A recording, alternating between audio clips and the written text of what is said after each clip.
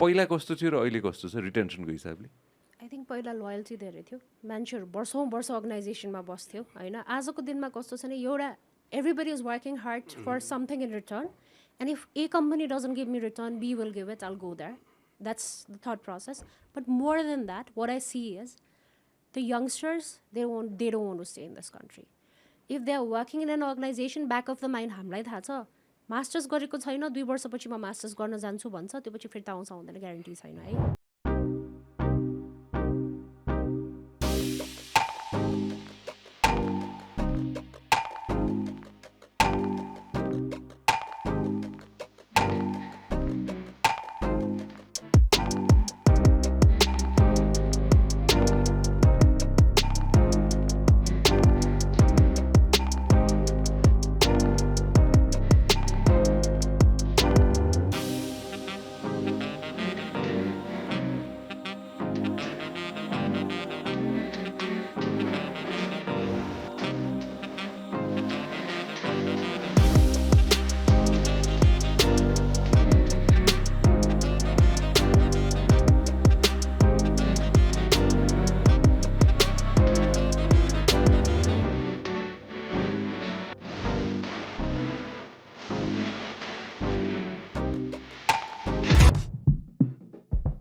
As a business owner है त majority business Kathmandu नेपालमा कोही न कोही बिजनेस हाउस अथवा बिजनेस ओनर्सले इन्भेन्ट गरेर अथवा कतै न कतैबाट स्टार्ट गरेको हुन्छ मेजोरिटी, एक्सेप्ट फर फ्यु होइन, जुन चाहिँ इट्स मल्टिनेसनल. सो सक्यो कुरा होइन, त्योतिर जाँदै नजाउँ होइन. Both of you work for a multinational company, मैले टच बेस गर्न मिल्छ त्यो भन्न मिल्छ मैले होइन.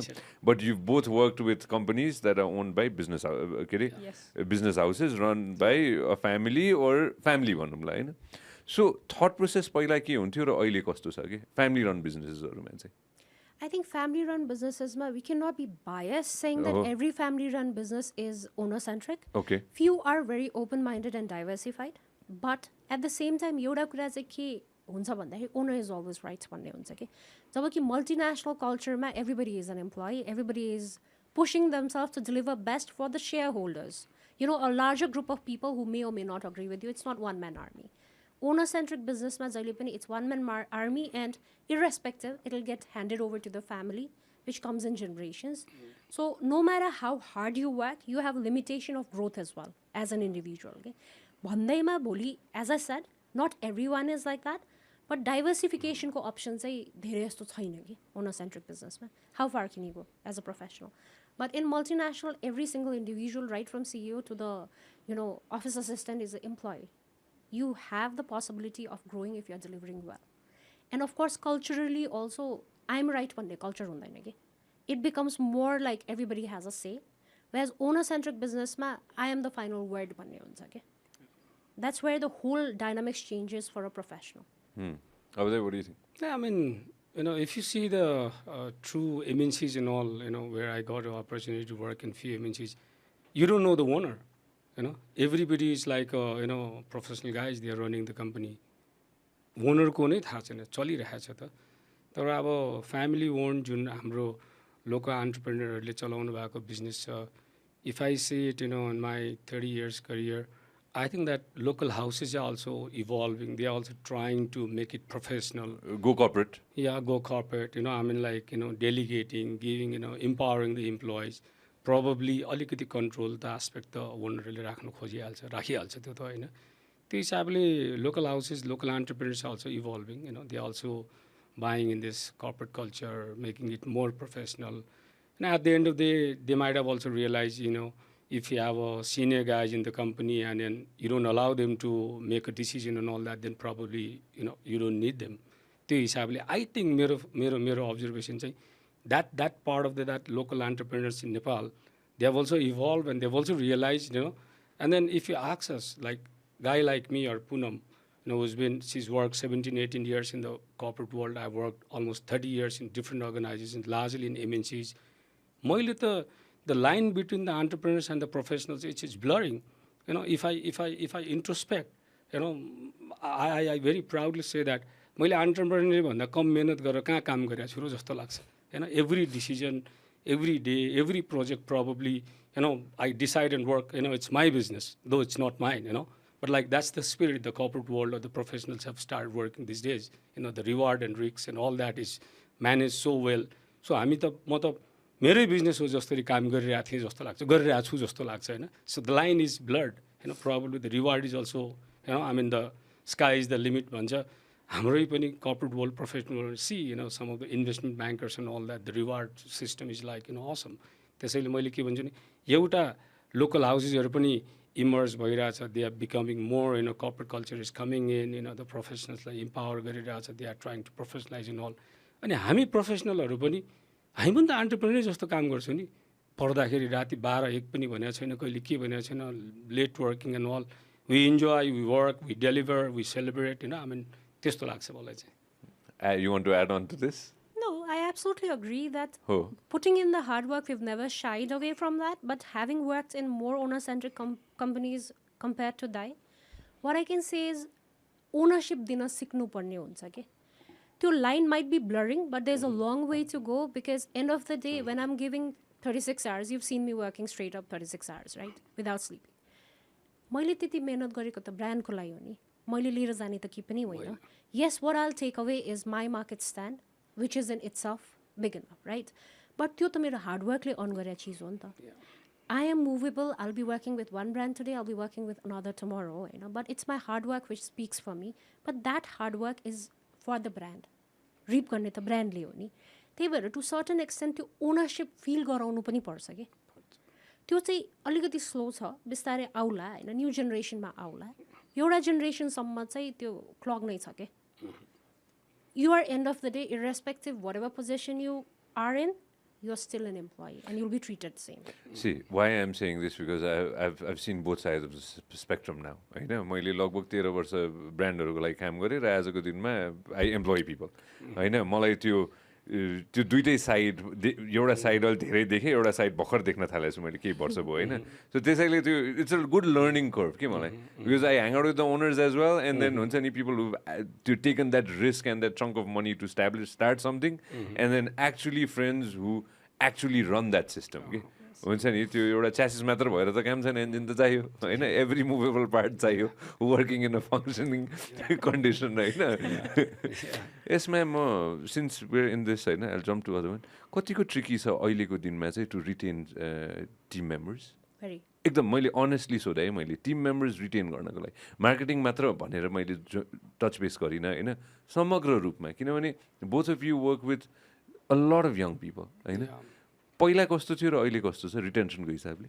आई थिङ्क पहिला लोयल्टी धेरै थियो, मान्छेहरू वर्षौँ वर्ष अर्गनाइजेसनमा बस्थ्यो होइन. आजको दिनमा कस्तो छ नि, एउटा everybody is working hard for something in return, and if A company doesn't give me return, B will give it, I'll go there. That's the thought process. But more than that, what I see is the youngsters, they don't want to stay in this country. If they're working in an organization, back of the mind, हामीलाई थाहा छ masters गरेको छैन, 2 वर्षपछि म masters गर्न जान्छु भन्छ, त्यो पछि फिर्ता आउँछ आउँदैन ग्यारेन्टी छैन है. मास्टर्स गरिसकेको छ भने this is something I've always said out loud, our education system doesn't justify that because the picture they've been given is very rosy. I started my career with 13,000 as my salary. Dai probably started from much lesser. Yeah. Wherever we've reached, it's years of hard work. No, it doesn't come just served in a platter. They will walk in for the interview expecting 6-figure salary, and a manager right away. त्यो आउँदैन कि कुनै पनि कन्ट्रीमा गएर काम गर्दा त्यो आउँदैन. त्यो पिक्चर पनि त रियालिटी चेक त गराउनु पर्यो नि. त्यो हाई एस्पिरेसनल जुन बनाइदिएको छ नि, स्पेसली कर्पोरेट सेक्टरलाई, it looks glamorous from outside. People see us being a marketer. What I can tell you is, people love seeing our stories on Instagram and they think we are having fun. The fact is, even the parties we are attending is business parties for us. Yes, कामै हो नि. When we are part of events, we are background मा हाम्रो calculation चलिरहेको हुन्छ, देख्ने मान्छेले त्यो रोजी पिक्चर देखिरहेको हुन्छ. जति ग्ल्यामरस बनाइदिएको छ नि, त्यो त्यहाँसम्म पुग्नलाई कति मेहनत गर्नुपर्छ, त्यो रियालिटी चेक गराइदिएको छैन कि. And then people have a simple thing to say, म बरु विदेश जान्छु.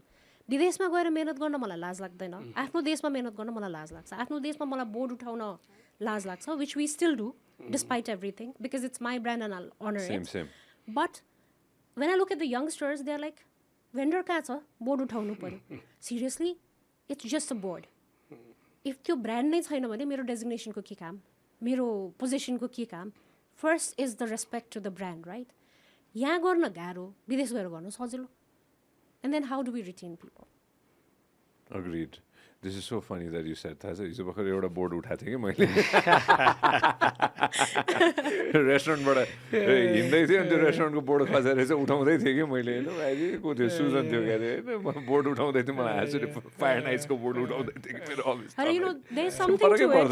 There's something to it. As brand people, I think I will agree with that. Irrespective, मेरो कम्पिटिटरको पनि बोर्ड खस्यो भने म उठाउँछु. Because it's a brand we respect.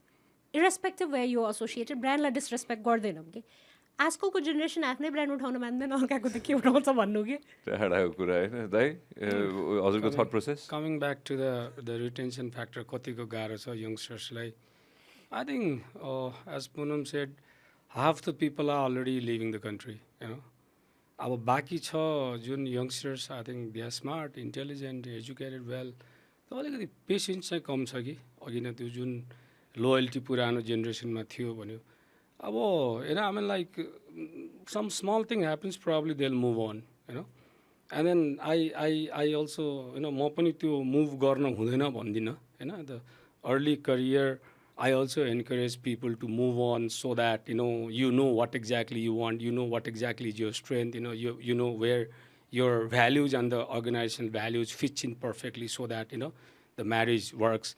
अब तर आउँछ small thing and they don't have a patience I guess right अलिकति पेसेन्स हुनु पऱ्यो अलिकति टाइम लाग्यो probably they will see the boss who got 25-30 years experience and they will start thinking that ओहो म चाहिँ त्यहाँ कहिले पुग्ने 6 महिनामा त पुग्दैन नि 6 वर्षमा नि पुग्दैन नि सायद होइन चाँडै पुग्यो 15 वर्षमा म के भन्छु भने जति दौड्यौ त्यति चाँडै पुग्छौ तिमी त्यहाँ भन्छु क्या जति दौड्यौ तिमी दौडिँदै नदौडिने काम गर्नै अलिकति चाहिँ होइन यो त भइहाल्यो नि इट्स अलरेडी 6 o'clock ना go home I mean like my job is over त्यो भने त तिमी त्यति दौडिनेलाई अब 6 वर्षले पनि पुग्दैन 16ले पनि पुग्दैन भन्छु कि म न if you want to reach the distance probably somebody has crossed in 16 years and you want to reach the fast run fast or अलिकति बढी दौड अलिकति बढी मेहनत गर सायद then you will be reaching there by 8 years time होइन अब 24 वर्षको पेसमा कुद्ने 6 वर्षमा त्यहाँ पुग्नु पऱ्यो भने त then they is a mismatch coming in so probably then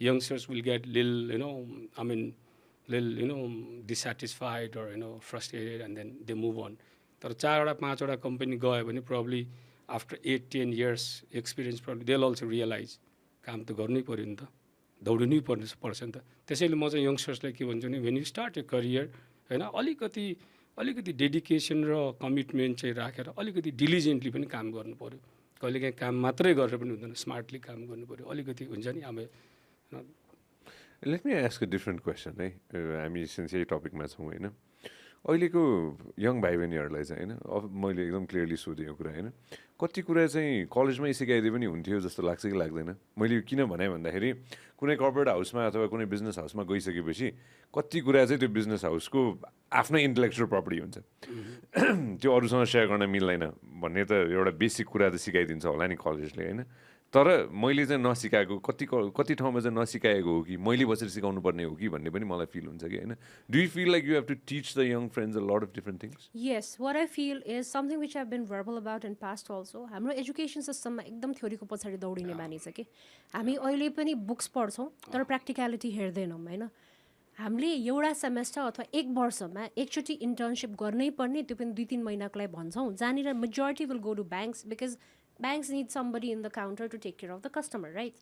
If you come to the corporate house, न त टाइम हुन्छ हामीसित डेडिकेट गर्नलाई न त फुर्सद हुन्छ त्यो 3 महिनाको कुनै भ्याल्यु पनि हुनेवाला छैन हामीलाई थाहा हुन्छ होइन so we limit them to limited जब बिकज एउटा कन्फिडेन्सियालिटीको फ्याक्टर पनि छ अर्को भनेको we know they are not dedicated right so backup स्टाफको हिसाबले वी आर युजिङ देम होइन त्यही यदि एजुकेसन सिस्टमले हरेक सेमेस्टरमा गर्नुपर्ने if 6 months is theoretical 6 months is practical भनेर इक्वेट गर्न थाल्यो भने then maybe corporate houses would also be very actively involved in internship cells. Bistara internship cells ta ayo. Tara thought process ta tei cha. I will give internship because I have to give internship. But what is the added value that guy will take from me? Or what is the value that I'll take from a youngster? Because it's a thought change, no? When somebody from a different generation comes, they teach you a lot of things. Tara त्यो गर्नलाई पनि त उनीहरूलाई अलिकति exposure बढी हुनु पर्यो नि एन्ड कति किताबको पछाडि दौडिने त्यो मोडल्सहरू पुरानो भइसक्यो त्यो फ्लो चार्ट्सहरू पुरानो भइसक्यो रियल लाइफमा you don't use it education system needs to revive in this country तपाईँले हाम्रो क्लिप एकदमै एन्जोय गर्नुभयो होला अब पुरै भिडियो हेर्नको लागि चाहिँ युट्युबमा सब्सक्राइब गर्न नबिर्सिनु होला व्यास मिडिया नेटवर्क